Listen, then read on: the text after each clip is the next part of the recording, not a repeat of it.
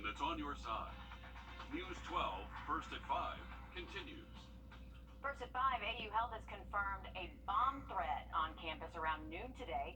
Richmond County deputies and AU police say they are still investigating. In a statement, they said no evidence of anything suspicious was found and patient care was never interrupted. Also this afternoon, a new massive healthcare expansion plan heading to AU Medical and Grady Hospital. Our Maria Sellers talked to the Children's Hospital of Georgia today about how this $300 million will assist critical pediatric care and improve medical access for women. So Maria, how will they use all that money?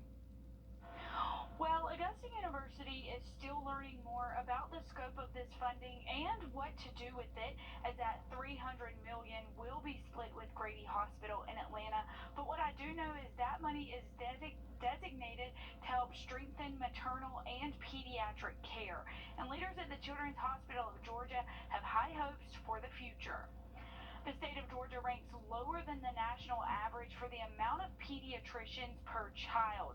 Leaders at the Medical College of Georgia say that is due to a lack of access to residency programs. Right now, there are only 5 pediatric residencies across the state, so many students have to go outside the state to specialize in that health field. The Medical College of Georgia hopes this funding can help them expand those programs so more pediatricians can serve in the state. If we don't have enough capacity for them to train here, we risk them going away to another state to train and then not coming back. And we want to try to prevent that. Again, Augusta University has not told us specifically what this money will be used for, but we will continue to follow this story and update you as we learn more. And coming up tonight, we will hear from a Georgia mother who has high hopes for expanding the maternal health side of the funding. Maria, thanks very much. To weather now, we are tracking some showers out there. In fact, it's been stormy in some spots already. It has. It's kind of like the weather we've had the rest of this week, earlier at least. First Alert Chief Meteorologist Riley Hale, we could have some thunder and lightning with it too. Oh yeah, guys, we're tracking a good batch of shows, so you may run into some headaches there just off exit 190. Have a look at that cool down heading our way this weekend in just about 10 minutes. Riley, thanks. The Burke County Sheriff's Office says they've arrested a murder suspect, 38-year-old Ramondo Cartrelis Moore, taken into custody by Richmond County deputies in connection to the murder of Morris Hardin Jr. Back in July, Burke County deputies found the body of Hardin Jr. off Watkins Road. Moore is being charged with murder and possession of a firearm by a convicted felon. New data from the Georgia Department of Health says monkeypox is disproportionately affecting black men. Recent numbers prove monkeypox cases are currently affecting black men at a higher rate than any other race in Georgia. 625 positive cases have been identified, with 619 men and only 6 women. Health officials said the ages range from 18 to 66. And the race that was available on the 466 positive cases, 82% of those numbers are black males, 14% is white. Georgia is currently 4th in the nation for monkeypox cases, with 749, according to the Centers for Disease Control and Prevention. Visitation guidelines changing again. At Piedmont, they ask you to not visit if you have symptoms like fever, cough, runny nose, shortness of breath. All visitors have to be 18 or older and wear a mask at all times. Inpatient visits only get 2 visitors a day, and only 1 is allowed to stay overnight. Happening now, Georgia Governor Brian Kemp and South Carolina Governor Henry McMaster say they want President Biden to develop a COVID travel restriction. They, along with 12 other Republican governors, are asking this. The group sent a letter to the president urging him to lift the vaccine mandate on international travel. The mandate was put in place back on October of last year, so he wants them to drop these restrictions. The letter claims that restriction negatively impacting the supply chain and hurting the U.S. economy.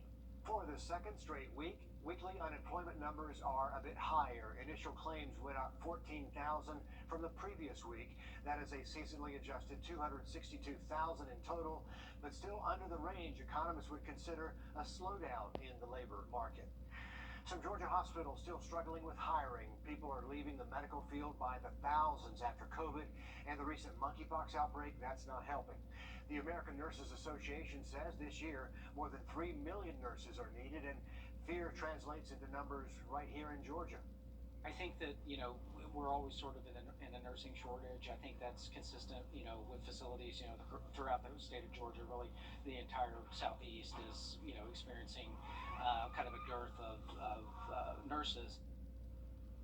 Now to energy. Dominion looking to raise rates on electric customers, and rising fuel costs are to blame there. In an application submitted Monday, Dominion asked South Carolina Public Service Commission members to hold a hearing to raise their electric rates. For example, if your bill is $1,332 right now, it would go up $20 or about 14%.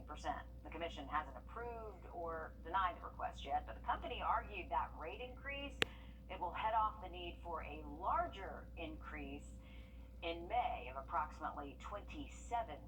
So we'll keep an eye on this for you. From helping the YMCA feed hungry kids to offering COVID testing, a new round of grant funds will help improve the health of CSRA residents. That's according to federal officials. The newly announced funds are among $4.5 million in grants awarded in just the past few days to improve care in rural Georgia. YMCA sites in Burke, Jefferson, Lincoln, McDuffie, and Barnwell are all getting money to help fight food insecurity. Still to come, first at 5, a new fundraising event for pet parents taking Aiken by storm. We're going to tell you how to get involved coming up. And we are tracking more afternoon showers and storms on Doppler Max radar, but luckily changes heading our way this weekend. Update on the full forecast just after the break.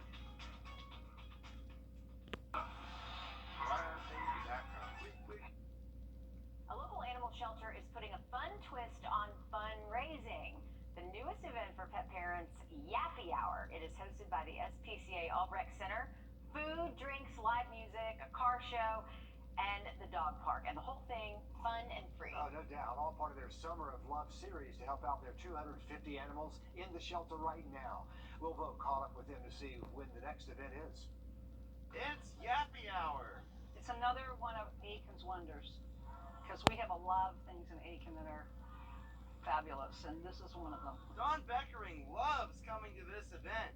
She brings her dog Jake here all the time. He does agility and he plays soccer, and he's buddies with all his friends. They become real friends here. Dogs aren't the only ones building friendships. Their owners are too. It gets our community out. They get the chance, the opportunity to look at the beautiful Albrecht Center and come out and see our dog park and see the wonderful things that we offer here. Susan Gainey is the center's executive director. She says this is one of their most popular events. She loves seeing this many people coming to the center because the shelter is full and they need all the financial help they can get. We have over 250 shelter animals in our care right now, and so we need lots of fundraising in order to support our shelter animals. And Yappy Hour is a big fundraiser. Food, drinks, live music, a car show, and free access to the dog park. These dogs love it, and their owners do too. Food's good, the company's even better, the band was great. What's not to love? In Aiken, we'll vote on your side. Oh, if you're a dog lover, your people are waiting for you. They are. And so are all the dogs, if you want to just go pet all the dogs. If you want to check it out, the final Yappy Hour of the year will be next month on the second Wednesday of September at the Albrecht Center. Great event. A lot of pets are in the shelter right now, Riley. We need more homes for them. Absolutely. Definitely head to your local shelter, clear them out, and it's going to be perfect weekend to let the pups, go have some fun outside. Both Saturday and Sunday, we're going to see some fantastic weather. Before we get to the weekend, though, If you have an iPhone, you will soon be able to delete a text message you have already sent, but some say you might not want this feature. We'll explain after the break. The line locally owned and serving the CSRA since 1986. iPhone users will soon have the ability to unsend, delete, or edit a text message after they've been sent, something a lot of people have wanted for a long time. Well, while unsending a text could be useful, it's also a nightmare for lawyers trying to prove what someone said or did not say in a text message. Our consumer technology reporter, Jamie Tucker, explains. This is a new feature of iOS 16 that will come out later this year. If you send a text message you didn't intend to send, or if you accidentally send it to someone else, you'll be able to go in, unsend it or delete it even after it's been delivered and read by the other person. Well, that's good for most of us, but family court attorney Allison McFadden worries it allows someone to destroy key pieces of evidence in the types of cases she handles. It's custody, obviously divorce proceedings, domestic violence proceedings, protective orders, alimony, child support. McFadden says the evidence in those cases are often circumstantial. He said, she said. But text messages have the words, the date, and the time. So if they're coming into court and saying, I never said I was going to, come after you in court if you didn't let me have the kids this weekend. Well, here we have a text message saying, you said exactly that. An example McFadden gives is an ex-husband sending a threatening text to the mother of their children. He can go in and undo whatever message, and therefore she has a difficult time proving that her ex-husband made some threats against her or the children. Exactly, and the harm's already been done. I mean, a lot of times people making these threats, they're doing it because they know it's going to have an impact on the person who's seeing it. The person receiving the text can see if a text has been unsent or edited, but that's it. This allows parents to make statements, say whatever they want, in violation of an order, and then just delete it.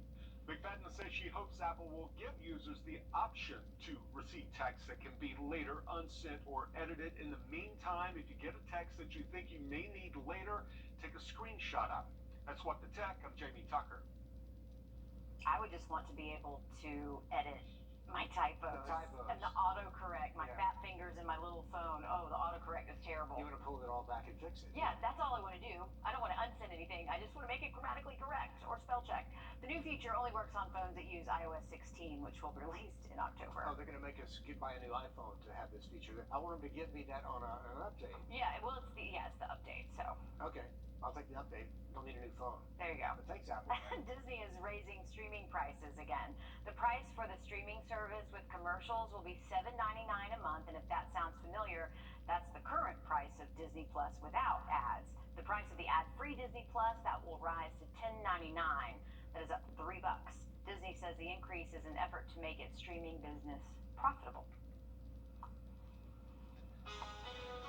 Well, everyone is looking forward to the weekend, especially this weekend, because we're going to see less humidity, lots of sun, and high temperatures staying in the upper 80s for us. Now look at that 7-day forecast for you just after break. Any tree, anywhere, guaranteed. To learn more, visit southerngrindstumpandtree.com.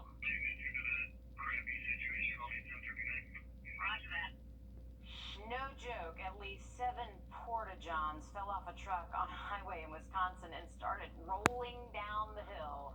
Yeah, there's video of it. You can see cars and trucks flying by, and one car even hit it. Yeah, his car also had serious damage, and it might actually be totaled. Well, you're probably wondering, yeah, they were empty. That's the important bit of information in this story. 4 cars that got damaged had to be towed. Luckily, no one was hurt. And again, they were empty. An interesting call to the insurance agent, for sure. Yep. Yeah. How'd you see that damage? Well, you won't believe it. Yeah, a porta potty hit me, not I hit a porta potty. They're like, yeah, I'm not going to believe that. And I did hit 1, but I hit 7. Yes. There's video to prove it. Absolutely. Hey, not feeling too bad out